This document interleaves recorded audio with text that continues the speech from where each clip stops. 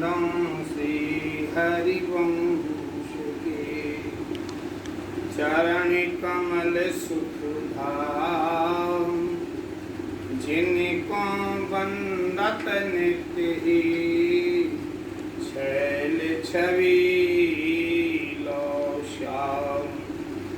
हरित अक्षर बीज ऋषि वंशी शक्ति सुवंश, नख सिख सुंदर ध्यान धरस, जय जय श्री हरिवंश।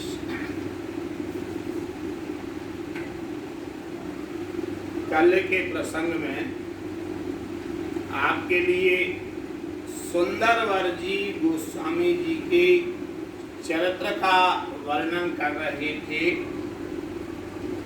आज आपको गोस्वामी श्री रूपलाल जी महाराज, राधा वल्लभी संप्रदायाचार्य गोस्वामी रूपलाल जी महाराज बड़े प्रतापी हुए हैं। इनके विषय में थोड़ी सी चर्चा करने का प्रयास करूंगा। गोस्वामी श्री रासदास जी के तृतीय पुत्र गोस्वामी श्री कुंजलाल जी, इनके 7 पुत्र हुए हैं। गोस्वामी राधालाल जी, गोस्वामी हरिलाल जी, गोस्वामी गोपाल लाल जी, गोस्वामी कदम्बलाल जी, गोस्वामी प्रियालाल जी, गोस्वामी जुगललाल जी। द्वितीय गोस्वामी श्री हरिलाल जी के पुत्र गोस्वामी श्री मुकुंदलाल जी, और दूसरे नंबर के गोस्वामी श्री रूपलाल जी। गोस्वामी श्री मुकुंदलाल जी के 2 पुत्र हुए हैं, गोस्वामी घनश्याम लाल जी, और इनकी चार पीढ़ी बाद वंश नहीं चला है। लेकिन अभी आपके लिए गोस्वामी रूपलाल जी महाराज के चरित्र को बताने के लिए जा रहे हैं। ये चाचा वृंदावन दास जी के गुरु जी थे। इनका चरित्र अपने आप में बड़ा ही दिव्य बताया गया है। जानहि संत सुजानहिए, जिनके निर्दूषण, ललित भजन रस रीत निर्वाहन, कुल के भूषण, लेते कुल उदित उदार, प्रेम पाद्यति चली आए, कृष्ण वल्लभा चरण कमल के भृंग सदाई। सोई विदित बात संसार में, मन क्रम सेवत जुगल पद, गुण गहर सिंधु सम देखिए, श्री रूप लाल सब सुखद। ऐसा चाचा वृंदावन दास जी ने गोस्वामी रूपलाल जी यानी अपने गुरु जी के 56 में कहा है। रस्काचार्य गोस्वामी श्री हरिवंश चंद्र महाप्रभु के पवित्र एवं भक्ति पारायण कुल में गोस्वामी श्री रूपलाल जी महाराज का जन्म विक्रम संवत 1738 वैशाख कृष्ण सप्तमी को हुआ था। आपके पिता का नाम गोस्वामी श्री हरिलाल जी और माता का नाम श्री कृष्ण कुंवर जी था। इनका बचपन महापुरुषोचित अनेक चमत्कारों से पूर्ण था, जिनका वर्णन यहाँ पूर्ण रूप से संभव नहीं है। वे ज्यों-ज्यों बड़े होते गए, इनके शील, सौजन्य, कोमल स्वभाव, दया, प्रेम आदि गुणों का क्रमशः स्वाभाविक स्फुरण होने के लिए लगा है। उन दिनों भारतवर्ष मुगल शासन में आ गया था। यवनों के अत्याचार वृद्धि की सीमा पार हो रही थी। उनसे पीड़ित वृंदावन वासी भक्तगण अपने अपने इष्ट देव के अर्चा विग्रहों को लेकर के इधर उधर घूमते फिर रहे थे।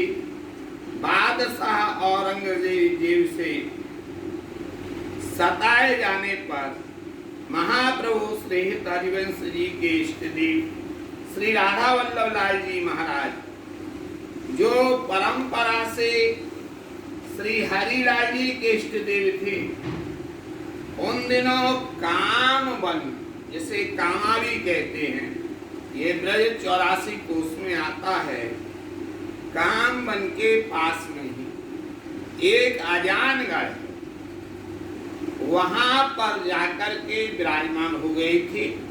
आज भी कामवन में राधा वल्लभ लाल जी का मंदिर है।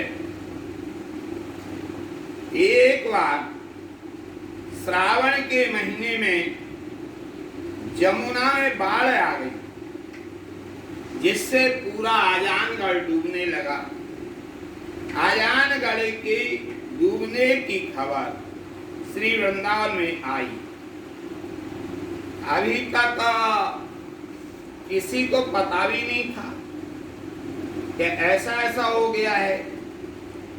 एक दिन बालक रूपलाल अकस्मात ही बिलख बिलख करके रोने लगे। उनके शरीर में एक साथ प्रेम के अनेकों सात्विक भाव उदय हो आए। इनके पिताजी और अन्य भक्तों के पूछने पर और कुछ ना कह करके इन्होंने आजानगढ़ कामवन चलो, राधा वल्लभ लाल जी के दर्शन करने की इच्छा है। पुत्र वत्सल पिता श्री हरिलाल जी इन्हें आजानगढ़ ले गए। बाढ़ की कठिनाइयों को झेलते हुए भी कामवन यानी आजानगढ़ पहुंच गए। राधा वल्लभ जी का दर्शन करके ये ऐसे प्रेम तन्मय हुए कि इन शरीर की भी कोई शुद्धि नहीं रही। आंखों से आंसुओं की अविरल धारा बह निकली। बहुत देर के पश्चात जब इन्हें चेतना हुई, ये अपलक नेत्रों से अपने प्रियतम की रूप माधुरी का पान करने लगे। देहरी पर खड़े खड़े ही राधा वल्लभ लाल जी के दर्शन करते रहे। इनकी दशा देखकर ऐसा प्रतीत होता था मानो बहुत समय से बिछुड़े दो प्रेमियों का आज प्रथम मिलन हो रहा हो। प्रेम के आवेश में अपने आप को संभालने में असमर्थ हो गए और शुचि अशुचि, पवित्रता अपवित्रता अवस्था का भी ध्यान भूलकर श्री राधा वल्लभ को अपने भुज पास में बांध लेने के लिए उनकी ओर लपके। ये शीघ्रता से निज मंदिर की दहली को पार करना ही चाहते थे। तब तक इनके पिताजी ने इन्हें अपनी गोदी में उठा लिया। अपने आप को बंधन में देखकर ये भावावेश से जोर जोर से चिल्लाने लगे, मुझे छोड़ दो, मैं राधा वल्लभ लाल से भेंटूंगा, मैं इनसे मिलूंगा।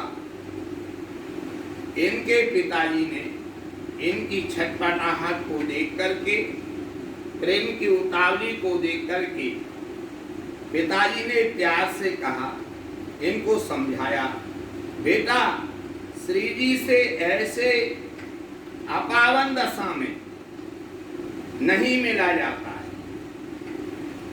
अभी तुमने स्नान नहीं किया है, फिर तुम्हारा संस्कार भी नहीं हुआ है, ना यज्ञोपवीत हुआ, ना मंत्र दीक्षा। हमारे कुल की परंपरा के अनुसार दीक्षा होती है।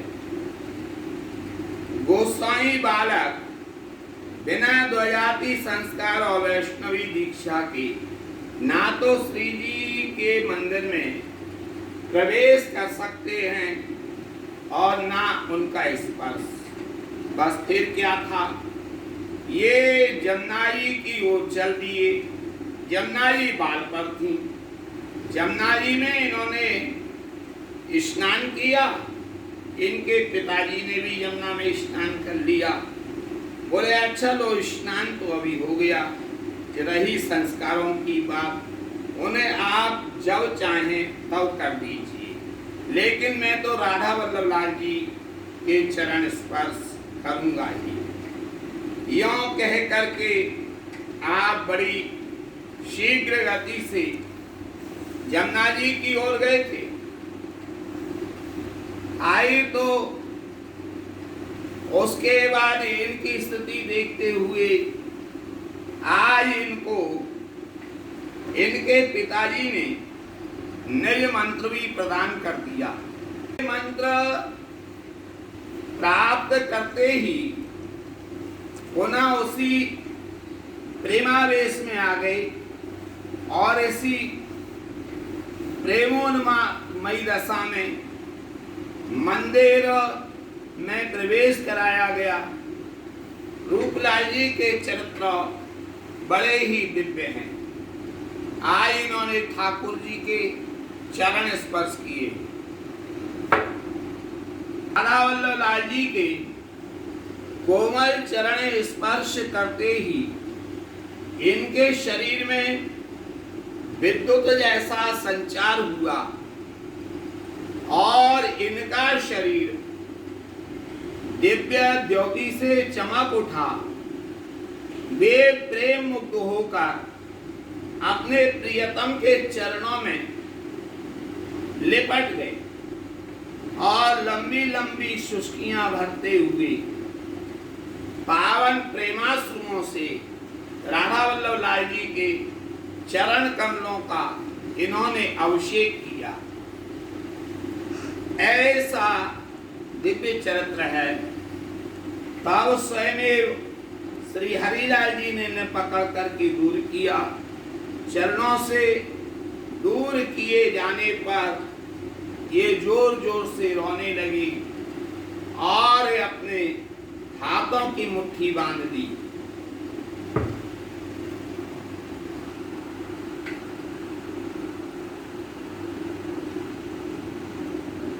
चरणों से जब इनके पिताजी ने दूर किया, दोनों हाथों की अंजलि बांधकर बहने की भांति फूट फूट करके रोने लगे। बालक रूपलाल का रुदन सुन करके वहां उपस्थित सहस्त्रों नर नारियों का हृदय भी भर आया और अंत में इनके जो बाबा जी थे श्री कमल नयन गोस्वामी जी, इन्होंने समझाया और आशीष दिया, बेटा तो हमारे कुल के भूषण बनोगे। बाबा के बात तो सुनकर लजा गए और शांत होकर एक किनारे जा खड़े हुए। पश्चात प्रसादी, चंदन, फूलमाला, बीरी आदि देकर इनका जो डेरा था वहां पर इनको लेकर के आए। इस प्रकार इनके अनेक चरित्र मिलते हैं।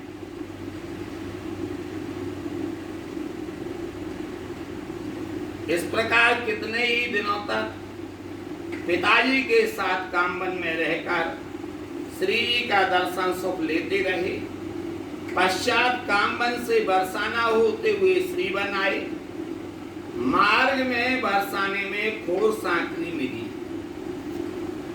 वहां एक मतवाला हाथी इनकी पालकी की ओर आता दिखा, जिससे सारे अंगरक्षक और कहार पालकी छोड़कर भाग गए। इससे इनके पिता घबरा गए, पर परिणाम हुआ कुछ और। मतवाले हाथी ने पालकी के पास से आकर बालक रूपलाल के चरणों का स्पर्श अपनी सूंड से किया और चुपचाप नतमस्तक होकर एक ओर चला गया। क्यों न हो, जिन संतों के पुनीत हृदय में राग द्वेष रहे, समता और स्नेह है, वहां ऐसे तमोगुणी स्वभाव जीवों का छुप जाना, अपना स्वभाव छोड़ देना कौन सा आश्चर्य है। चैतन्य संप्रदाय में श्री रसिक मुरारी जी ने तो मतवाले हाथी को अपना शिष्य बनाया था, जो पीछे महंत गोपाल दास जी के नाम से प्रसिद्ध हुआ। इस घटना से इनके पिताजी खूब प्रभावित हुए और वे भली भांति समझने लगे कि यह बालक साधारण बालक नहीं है, अवश्य ही कोई दिव्य महापुरुष है। बालक रूपलाल के हृदय में श्री ठाकुर जी की सेवा का बड़ा चाव था।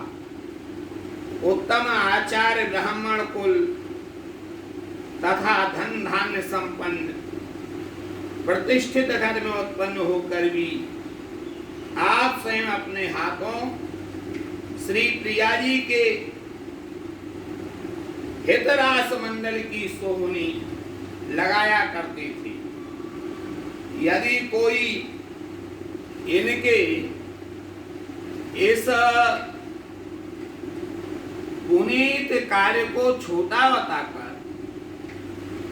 इससे निस्तारण करने की बात कहता, तो आप कह दिया करते थे, श्री हरिवंश महाप्रभु जी ने स्वयं कहा है कि भवनांगण मार्जिनी श्याम, अर्थात हे श्री राधे, मैं आपके भवन के आंगन में की मार्जनी कब करूंगी। यह क्या सत्य ही कह दिया हित जी ने। और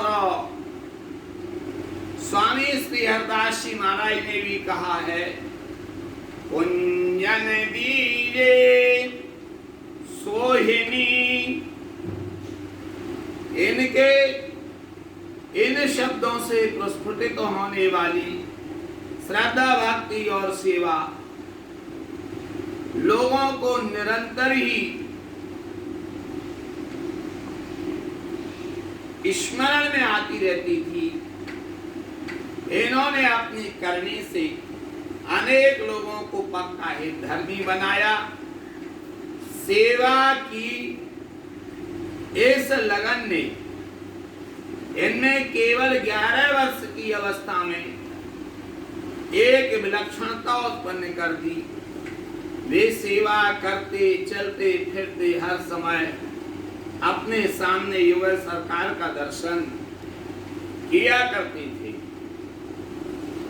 विद्या अध्ययन और विवाह संस्कार के पश्चात लगभग 20-21 वर्ष की अवस्था के उपरांत आपने अपना संपूर्ण जीवन भक्ति प्रचार और भ्रमण में व्यतीत किया है। ये गुजरात कैसे पहुंचे, कैसे इनकी और लीलाएं हुई, ये बहुत व्यापक चर्चा है। प्रथम बार गुजरात प्रांत की यात्रा में आपने श्री रामकृष्ण मेहता के घर, जो परम वैष्णव थे, वहां जाकर के और प्रीतिवश लगातार 8 महीने तक विश्राम किया। इनके सत्संग से मेहता जी कृतकृत हो गए। उन्हें गोस्वामी जी की कृपा से युगल सरकार का दर्शन हुआ था। शेष इनके विषय में कल चर्चा करेंगे। जय जय श्री हरिवंश, जय जय श्री